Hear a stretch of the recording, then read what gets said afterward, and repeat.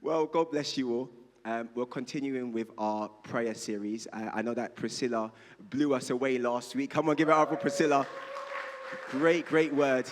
And Priscilla, I stole your message. I don't know if you saw, but I said, you know what?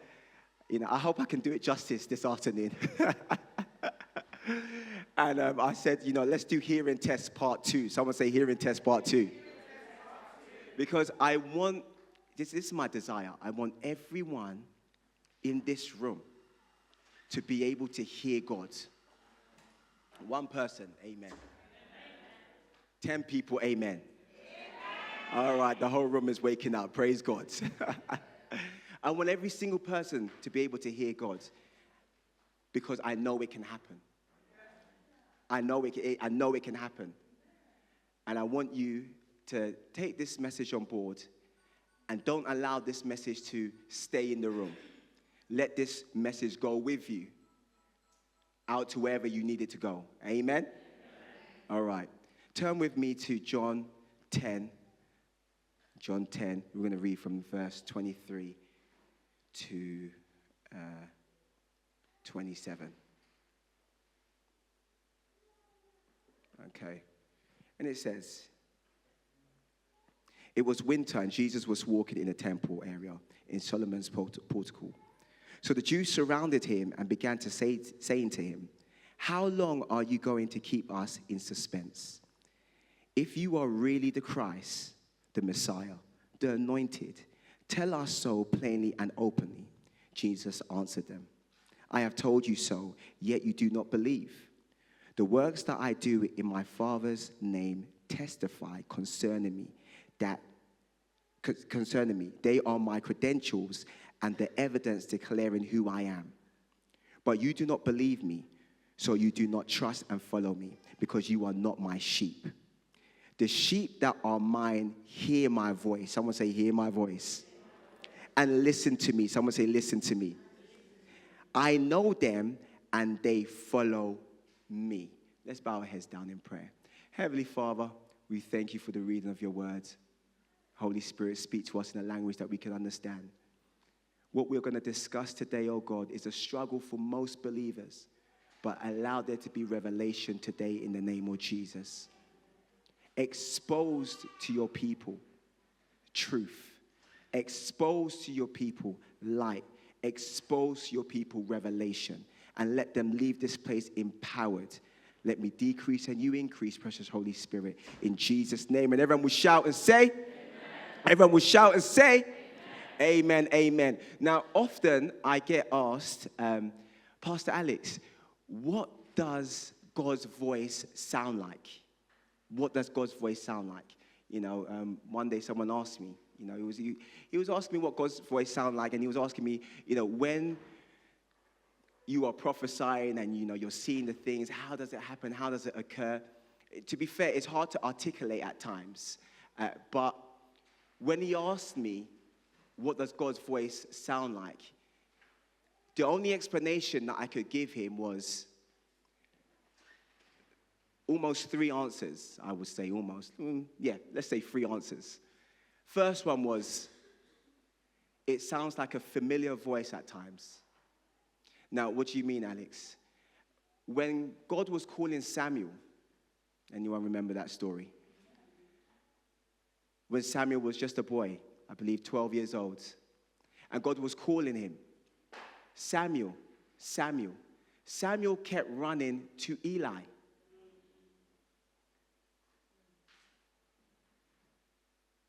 Samuel didn't run to God himself. He kept running to Eli and said, "Here I am." And Eli said, "Hey, I'm not calling you. Go back." And he went again. Eli said the same thing. I'm not calling you. Go back. He went again. He said, "Listen, if you hear the voice, respond to it and say, 'Here I am.'" Now, what do you see here? God was speaking to Samuel, but Samuel was hearing Eli's voice. This shows us that at times God can speak to us through a familiar voice.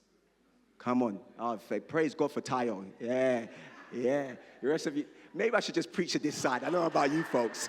I come this side. So a familiar voice. At times, God's voice can sound like yours.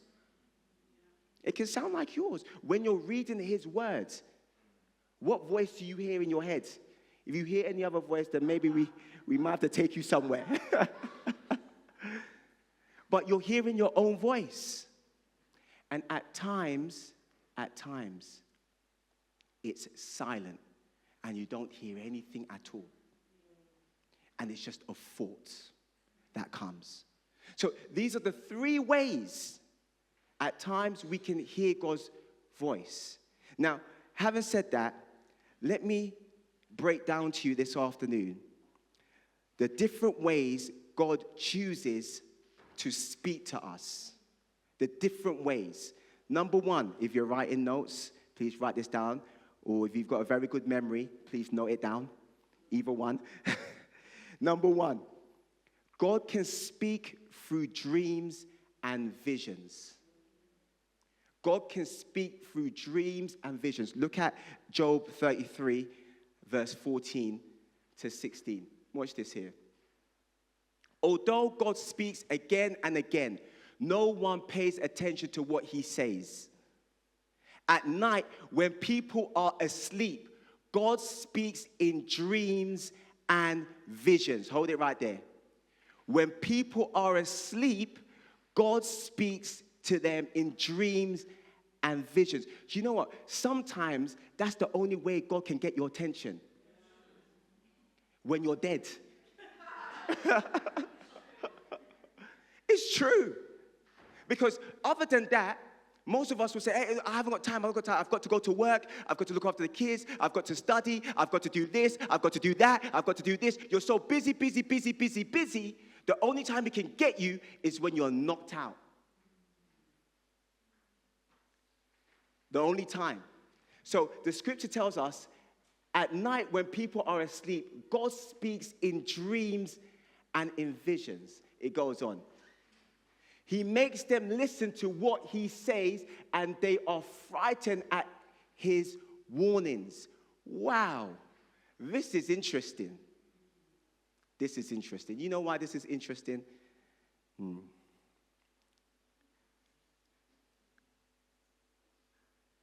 It says here that they listen to what he says, and they are frightened at his warnings. Do you know, watch this and listen to this very carefully. Some of the things that you call a nightmare is God waking you up. Some of the things you call, it's a demonic attack. No, it's not. Because if you think, let's be a little bit logical here. Yeah? Let's be a little bit logical here. Now, I don't want to say this, but I'm going to say this for just saying its sake. If you were the enemy, and by God's grace, you can never be the enemy. But let me just, for this example, if you were the enemy, would you show the people that you want their downfall and their attack, would you give them an insight to it? Would you? No.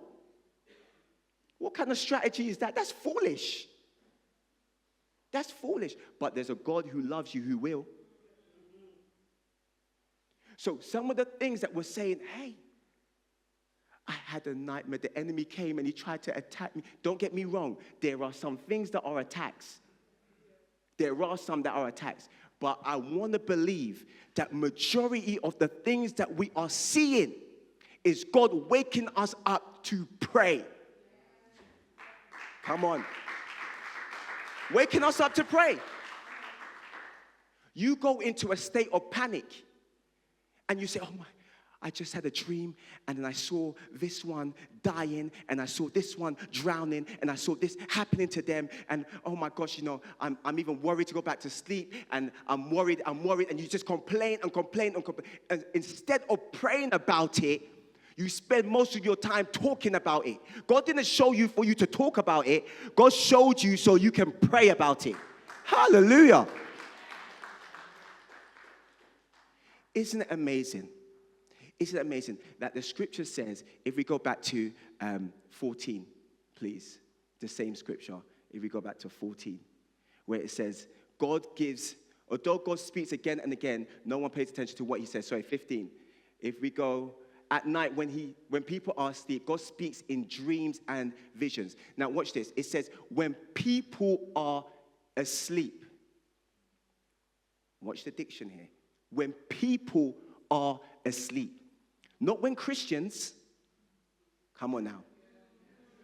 Not when righteous people, not when the people who are in the mountains and they're praying for 10 hours, 20 hours, no. It says people. People are people. So it could be Christians, it could be a Buddhist, it could be a Muslim, come on now. It could be an atheist, it could be anyone who's a human being. God doesn't just speak to Christians. Yes, God spoke to Joseph in a dream. Yes, God spoke to Daniel. Yes, God spoke to Paul in a vision. Yes, he spoke to all of these great men, but he spoke to Pharaoh. Come on now. Pharaoh don't know God. He spoke to Nebuchadnezzar. He don't know God. He even spoke to Pontius Pilate's wife. Come on now. She didn't know God. And she went to go and tell her husband, I had a terrible dream about the man, this man Jesus, that you guys are holding up. You should let him go. What I saw, I didn't like. How did she get that dream? Is it the enemy that showed her that? No. It's God. So God doesn't just speak to Christians. He speaks to everyone. Everyone. Was Paul a Christian before he gave his life? No, but did God speak to him? Yes, he did. So as believers, we're so quick to write people off. Some of you, God been speaking to me. When I got this revelation, I said to myself, man, I've been dreaming for a long time. Honestly, maybe I've been dreaming for a long time. I didn't know it was God showing me. I didn't acknowledge it for a long time. I've been dreaming and seeing things. I thought it was normal until I came and I spoke to someone and they said, I dream, but not as often as you. I said, my God, I don't even know him. And he's still speaking to me. This is the love of God. Come on. This is the love of God. This is what makes us draw closer to him even more. This is a God that can do this. The scripture tells us that he reigns on the righteous and the unrighteous. He's a good God. A faithful God. This makes me even more fearful of him. I've told you guys this before. I don't fear the enemy. I fear God more. The scripture tells us, fear the one who can destroy the soul and body. Satan can't destroy the soul and body. He can't. He is a creation, not a creator. So why should I fear him? Why? I rather feel God.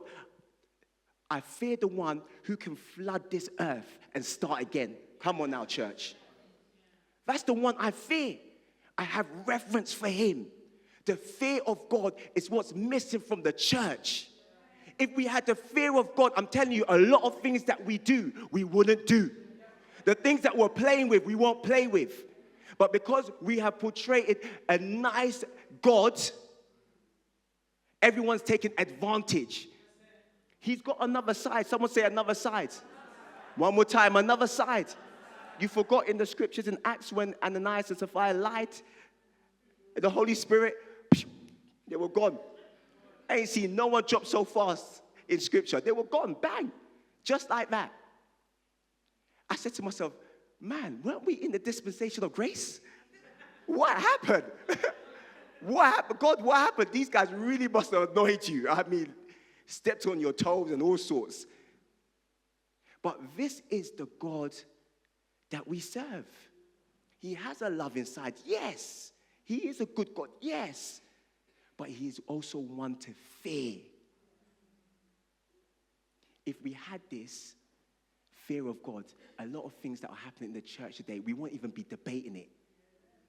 Should this one get married to this one? Should this one do this? Should this? Really? What does the scripture, what does his word say? When did we start engineering and picking and plucking things for ourselves to appease our flesh? What does his word say? It's too much the love of God, the love of God, the love of God, the love of God. Listen, it's the fear of God before the love of God. When you fear him, you can love him. You can't love him and fear him. It don't work in that order. Trust me, it don't. Because when you love him to try and fear him, you do things on your own agenda. Because you say that God loves me anyway. It's fine. God loves me anyway. No. When you walk on the other side and you say the fear of God, you know that, listen, this thing, God is not, this doesn't please him. This is not going to make him happy. This is not going to excite him. And you act based on that. It's the fear of God before the love of God, not the love of God before the fear of God. Get the order right. Hallelujah. Someone say, this is good. Oh, yeah, this is good. I'm going to watch this back. Hallelujah. All right. Second point here. Second point. Watch this here. Even just before I move into the second point, even with dreams and visions, some of us, we struggle to decode and unravel what God is trying to communicate to us. Why? Why? 3 reasons. Number 1, lack of or no relationship with the Holy Spirit. I'm telling you, without the Holy Spirit, I can do nothing. Nothing at all. If you know my background, by nature, I'm an introvert. Don't be fooled because I'm holding a mic and, this is what God has called me to do, so I have no choice. I have to engage with people. But left to me alone, if Jenny was here, she'll tell you, I can sit in the house and be by myself until thy kingdom come. Honestly, I kid you not. That's me. That's me. But the Holy Spirit has taken me to another place. The Holy Spirit has given me that boldness. The Holy Spirit has given me that revelation. Without the Holy Spirit, I'm telling you, I can do nothing. Some people tell me that the dreams that they have, and I sit there and I listen, and I just whisper to myself, Holy Spirit, help me to break this down. Because I can't break it down.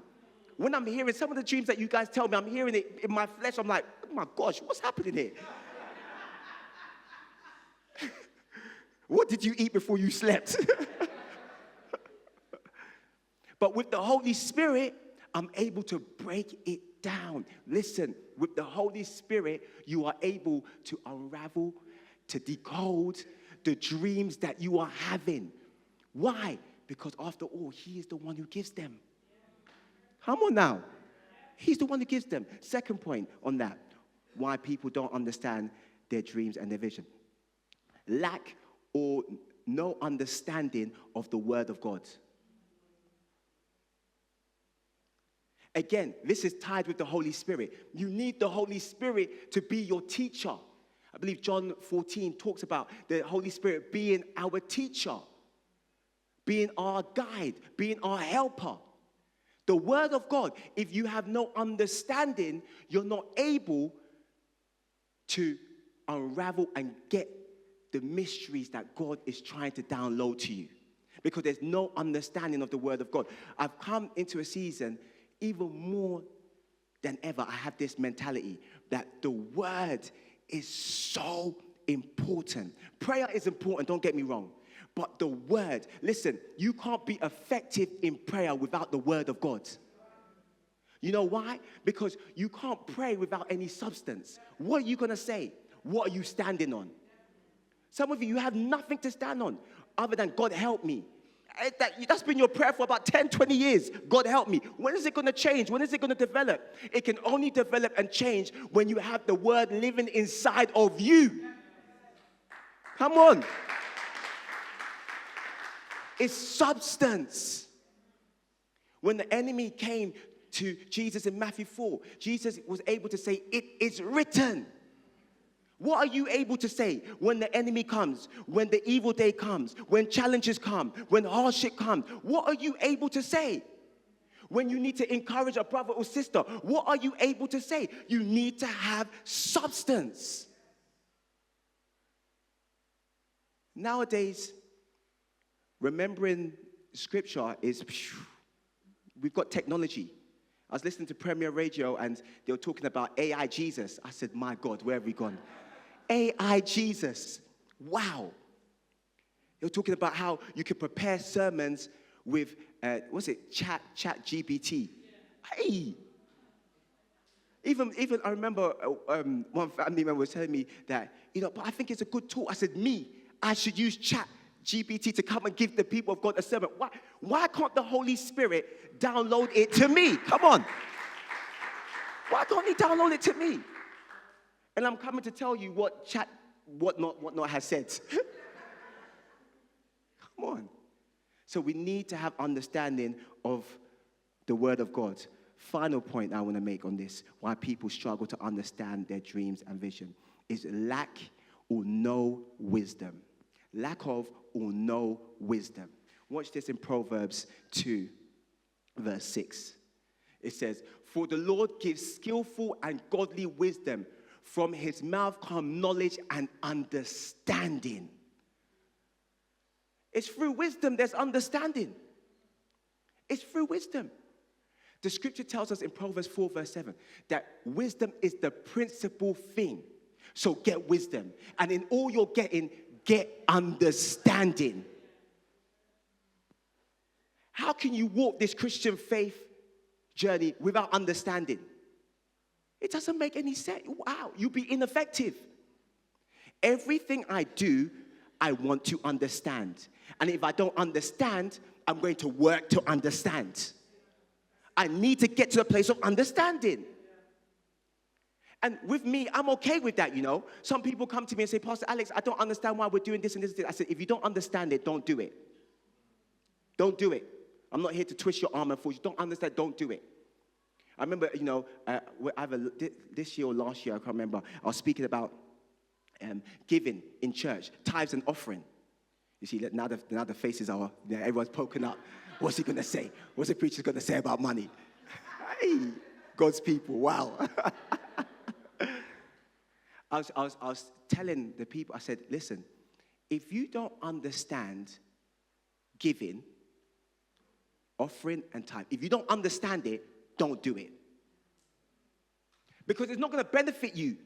I'm not here to twist your arm. If you don't understand it, don't do it. I'd rather you get to a place of understanding.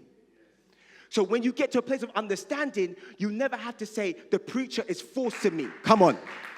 Yeah, you will never say the preacher is forcing me. You know it's a decision that you have made because you have understanding. That is how God's people are meant to learn. Anyone who stands behind the pulpit and manipulates and power trips and all these different things, people, is a wicked individual. We are meant to teach the people. We're meant to teach them. Get them to the place of understanding. When there's understanding, especially in the church, we can build together, we can grow together. But I'm happy to wait for you to get there. Yeah, I'm happy to wait for you to get there because I understand that we're all on different playing fields, but we're serving and loving the same God. Come on now. So we need understanding. Understanding. Second point that I want to mention, that was in the first point, all of that. So if you're writing the notes, that was one of the first point. Don't mix it up. Amen. Second point I want to mention, where, another way that we can hear God speak to us is through nature. Through nature. God speaks to us. Yeah. Sometimes I get the best revelation when I'm on the beach. Yeah. Hearing the oceans. What, my God. When I noticed that when Jenny and I, when we got married, we went to our honeymoon in Mexico. And, before that, I hadn't been on holidays like that. So it was my first holiday when it was like, all-inclusive resort. I said, my God. I said, this is wow. I said, if this is good, then heaven will be even sweeter. So I was enjoying myself. And I said, wow, just listening to the oceans, just feeling the breeze, revelation was coming. It was coming. It was coming. I said, Mike, we need to make this a regular thing. But God speaks to us through nature. Look at Exodus 3. Moses. When God called Moses, how did God speak to Moses? Burning bush. I said to myself, if I saw it, boy, I would have been gone. Most of you don't look at me like, most of you would have ran as well. The bush is on fire, and it's not being consumed, and there's a voice. This is worse than a Niger movie. I'm telling you, it's worse. But God speaks through nature. If you look at Numbers 22, it talks about Balaam and the donkey. God spoke through the donkey. Wow. Anyone got a pet in this place? Anyone got a pet? A dog? Cat? Yeah. Oh, yeah. Chantel's got, a couple dogs. Chantel, your dog started speaking to you. I'm sure you would have, my God, you would be rebuking that thing. Yeah. But God was speaking through a donkey to communicate a message. Whether God wants to give you that sort of insight, I don't know. Because I don't know where your faith is at. But I said to God, Lord, please, don't speak to me through no animals. I don't want to speak to a cat, a dog, a bird. No.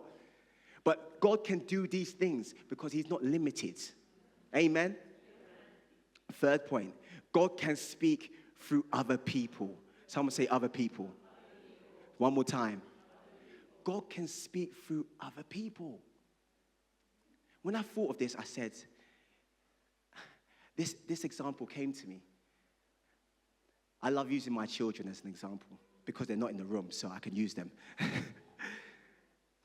I said, when I tell any of my kids, one of my kids, to go and call the other, they'll go and they will say, and I give them an instruction.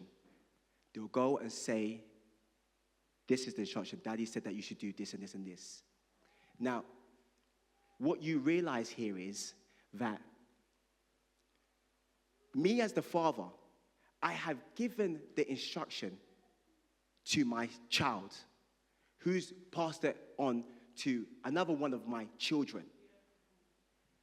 They didn't hear it directly from me. Come on now. They didn't hear it from me. They heard it from one of my children. So that message was relayed to them through another individual, though it was my message. Come on. Now, watch this. The reason why my child who received it, the message, the one who delivered and the one who received, the reason why they didn't question the message is because that sounds like daddy. Come on now. That sounds like, what you just said, that sounds like daddy. That's right, I'm going to do it. But if it was off, they would have said, I don't know. I might have to check that out. So what would they go and do? They will bypass, come on, church. They will bypass the one who gave the message and say, I want you to give it to me directly. Come on. A direct message. This is where the church is missing it. This is where the church is missing it. You're taking everything from the messenger, but you're not double checking from the one who gave the message. Come on. Now you're wondering why you're confused. Now you're wondering why you have church hurt. Because you haven't followed the right order. If it's off, check it out. Don't play around with it. Check it out. Watch this. In 1 Thessalonians 5:20-21. Watch this scripture here. Do not scorn or reject gifts of prophecy or prophecies, spoken revelation, words of instruction or exhortation or warning. Watch it. But test all things carefully so you can recognize what is good. Someone say, what is good? Hold firmly to what hold firmly to that which is good. It tells you, test it. Test it. Everything I'm saying to you right now, test it. If something seems a little bit off, oh, I don't know. I'm not going to be offended. Why should I be offended? At the end of the day, I'm a human being. So I'm prone to make mistakes, right? I can get it wrong. Although I try my very best not to, not because I want to look good, but because I'm dealing with God's people. There's a difference. I don't care about looking good. It's because I'm dealing with God's people, and I need to handle everything with care. So if I'm doing something, I need to make sure I'm doing it right. So if I have an opinion about something, and it's my opinion, I keep it with my wife, and I say, hey, this is what I think about this. I don't come here and bring it to the pulpit and make it a doctrine. Come on. I don't. Why? Because I'm dealing with God's people. I need to be very careful. Very careful. Test every spirit. Test it. One day, someone say one day. One more time, one day. When we were about to start this church, 2016, God had already told me that a Life City Church will happen. But I had to go through the motions and the protocols and etc., which was all right. It wasn't easy, but it was all right. It's fine. It is what it is. But as I was going through that season for 3 years, there came a time where I lost hope. I said, this is not going to happen. It's fine. I'll stay where I am, and I'll just live like that. I came to that point. I'm tired. I'm going to live like that. Until one day, I was in my lecture hall. I was studying ministerial theology. And a lady came to me, and she said to me, I had a dream about you. I said, hey, me? I said, I don't even know you. You having a dream about me? I said, I know you're in the lecture. It's a big lecture hall, but I don't even know you. How can you be having a dream about me? So she said, oh, I'll tell you in the break. You know, them ones there, I was like, why can't you just tell me now? I couldn't even concentrate. I'm thinking, what's she going to tell me? She better not tell me she saw me in a coffin. She saw animals over my head. She saw nothing scary, because I'm about to rebuke that thing left, right, and center. And she came to me. She said, I saw you holding a bag and you were leaving a place. And I said to her, and she said, you're struggling with something, whether to go, whether not to go, whether to go, whether not to go. And God told me to tell you, just go. And I said, oh, I was like a baby there. My heart just melted. I said, wow. And I said, what else did he tell you?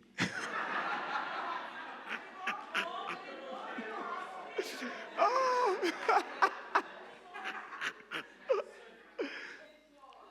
He said, just go.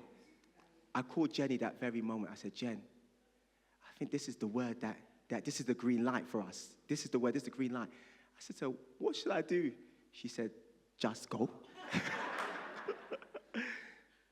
But you see, that word came to me. But God had already been speaking to me about this situation. So when that word came, it wasn't a word that was off. That's it. It was a word that was confirmation. Something like that, I didn't really have to test because I was going through it anyway. But still, I tested anyway. I just said, God, one more time, for the sake of your son, just one more time. Just tell me, you want me to go? Like, yeah. But he confirmed it. This is what we need to do. We need to test every spirit.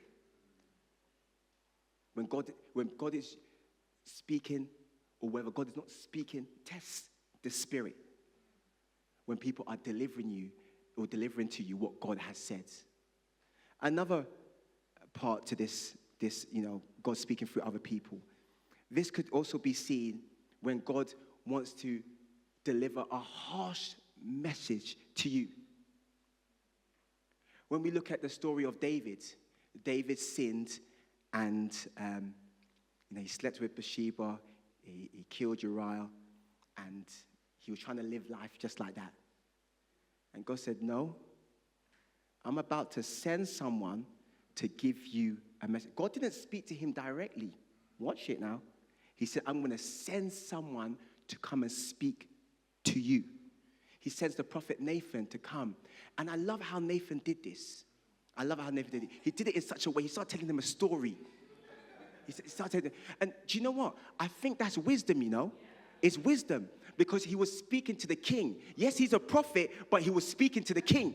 So he had to make sure that this message that I'm delivering is handled right, is delivered right, or he's not going to accept it. Sometimes when we have to give messages to people who are in authority, please, church, use wisdom. Come on, use wisdom. Let me go as far as this, you know, even when we're speaking to maybe our parents and we have to give them a message that is a bit harsh, use wisdom. Use wisdom. Someone told me something once. They said, Alex, you don't correct up, you appeal up. Ah, come on. You see, something like this is hard to take. But if you walk in wisdom, I'm telling you, you make your life a lot easier. There's a lot of things that you may see that older folks are doing that you think, hey, this is not right. And you want to tell them off. You are not in a position to tell them off. You can do that in a way which it doesn't even look like. It looks like you're appealing to them, but you're still getting the message across. It's called wisdom. So Prophet Nathan comes to David and he says, hey, I know what you've done. Because I'm a prophet. I know God has spoken to me. He sent me. And this is the message he's given me to tell you. And David receives it so well.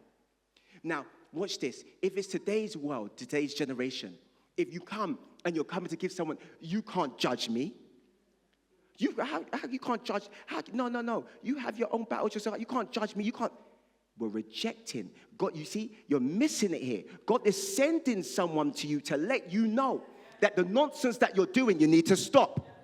God is sending you. God is allowing a preacher to stand here on a Sunday afternoon to tell you the life that you're living, you need to stop. And then people turn around and say, God is not good. Of course he's good. He gives you warning after warning after warning. Come on now. After warning after warning after warning. But because you have decided to live your own life on your own terms, you're blocking out everything that he's trying to show you and prevent you from. Because you see it as enjoyment, where he sees it as danger. He sends other people. So if you know that, hey, I'm in a position right now where maybe my life is not the way it should look. Maybe my life is not as pleasing as it should be. Maybe I need to make some changes. This is when it gets real quiet in the room. God sends someone your way. Either in person, sometimes you stumble across a message on YouTube, and I know sometimes you hear those messages and you're trying to turn it. No, I don't want to listen. He said, no, I don't want to hear that. No, I don't like what he said there. No. Oh, I've heard enough. That was powerful. That's enough now. And you move on to the next one. Because it's convicting you. Conviction changes you. That's what it does. It changes you. God wants his people transformed. Sometimes you just need to hear harsh messages. Sometimes. Oh, you see, Rain is even clapping. You just need to hear harsh messages. Because that's how God has decided to deliver the message to you. Final point, how God can speak to us is God can speak to us through his word. Someone say through his word. Listen, I can prophesy anything and everything that God allows me to. But I want to tell you something. There's no better word I can give you than the word of God. What is written is higher than anything that I can say. I know it can excite you. I know it can amaze you. I know it can put you in a place where you're in awe. But listen, His word is higher than any other word. His word is speaking to us on a daily basis. Sometimes we say, God doesn't speak to me. God doesn't speak to me. You're saying God doesn't speak to you when your Bible is closed. Open up the words, and then you can hear Him speak. You're waiting for some different audible voice, thunderous voice to come, when it's right in front of you. You see, God is so great that He's even allowed, even the physical Bibles that we were carrying before, we don't need to carry them anymore. We've got the iPhones, we've got the iPads, we've got the iWatch, we've got everything that we can read the scriptures on. We can have the word on the go. But yet God's people still don't want to hear His voice. Some people only want to hear His voice when they're in trouble. I want to hear His voice every single day. When I wake up, I want to hear His voice. When I'm going through my day, I want to hear His voice. When I'm about to go to sleep, I want to hear His voice. I want to hear His voice every single day. Why? Because I'm in a relationship with Him. And if we're talking about prayer, like Priscilla rightly said last week, prayer is a two-way conversation. Communication works two ways. Sometimes we just want to do all the talking and then we want to leave. That's not the relationship that He's looking for. Imagine my wife comes and she just talks. Alex, this, bye. And she's gone. And she don't want to hear what I've got to say. What kind of relationship is that? That's not a fruitful relationship. That's communication. That's one way. Watch these two scriptures here and then we'll be out of here. 2 Timothy 3:16. In regards to the word of God. It says, every scripture passage is inspired by God. All of them are useful for teaching, pointing out errors, correcting people, and training them for life that has God's approval. Wow. That's what the scripture does. It teaches, it points out errors, it corrects people and trains them for the life that God wants them to live. Do you see why now? Do you see why now? When you look at your Bible, your eyes get heavy. Do you see why? Yeah. Do you see why? Do you see why when you pick up the Bible and you start reading and, your words start strong and then they're slurred and your eyes get heavy and before you know it, you're knocked out. Do you see why? Because the enemy doesn't want you to get this. He doesn't want you to get this. He doesn't want you to be taught. He doesn't want your errors to be pointed out. He doesn't want you to be corrected. He doesn't want you to be trained in the way that God wants you to be trained. So he keeps you from listening. He keeps you from reading his words. Last scripture. Watch this. 2 Peter 1:20-21. Above all, you must realize that no prophecy in scripture ever came from the prophet's own understanding. Watch this now. Or from human initiative. No, those prophets were moved by the Holy Spirit and they spoke from God. You let people tell you, oh, the Bible's been translated so many different times. There's this word, it's translated so many times. Oh, you're serving a white Jesus. Christianity is a white man's religion. And all of this is nonsense. Absolute nonsense. This, what we read, it tells us that it was written by men, but they were inspired by God. Here, moved by the Holy Spirit, and they spoke from God. Everything that we read. So when we're reading the scriptures from today, have a different perspective, have a different mindset. When you're reading the scriptures, don't think you're just reading a story. No, you're reading God's very word, the words that have come out of his mouth that he has given to men to write. That is a living word. Hallelujah. That's why we can say the word has power. That's why we can say the word has life. I don't play with the scripture. I don't play with it no more. I need to speak. That's what I need to remember. You see, remembering all these other things in the world don't bring me any, that doesn't profit me anything. Remembering the words. Come on. Remembering the words. Just one word can change my whole life. One word can change my whole mood. One word can change my whole perspective. One word can cause me to walk in another direction that is pleasing to God. Just one word. Just one word from his word. That's how much power there is. And the world know it. That's why the world use the word of God for their principles. Yeah. All these motivational speakers that they're speaking. Go. Proverbs, it's all here. It's all here. I was reading, I said, hey, I caught you. It's here, it's written here. This one said, hey, this one's the word of God. I see that, seen it. They won't give glory to him, no. But they know very much where it's come from. A lot of things are just sayings. They're not just sayings. They're written in the word of God. Proverbs, one chapter can fill you for the whole year. Just one chapter, you know. Just one chapter. Ladies and gentlemen, we're in a time, we're in an hour where we need to hear well. We need to be in a position of authority. We need to be in a position where we're standing. We need to be in a position of understanding. God wants to use his people in these end times.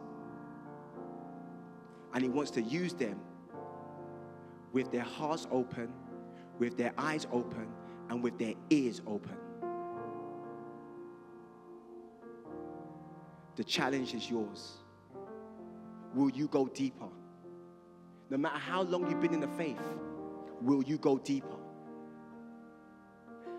Because there's so much more for us to grab. Salvation is like an ocean. Unfortunately, some people are just satisfied with just a cup. I didn't give my life to Christ for just a cup. No. No way. I didn't say yes to Jesus for just a cup. Give me the ocean. Give me the ocean. I want to go deeper. Give me the ocean. If I've got some folks who are like that this Sunday afternoon, jump up on your feet right now.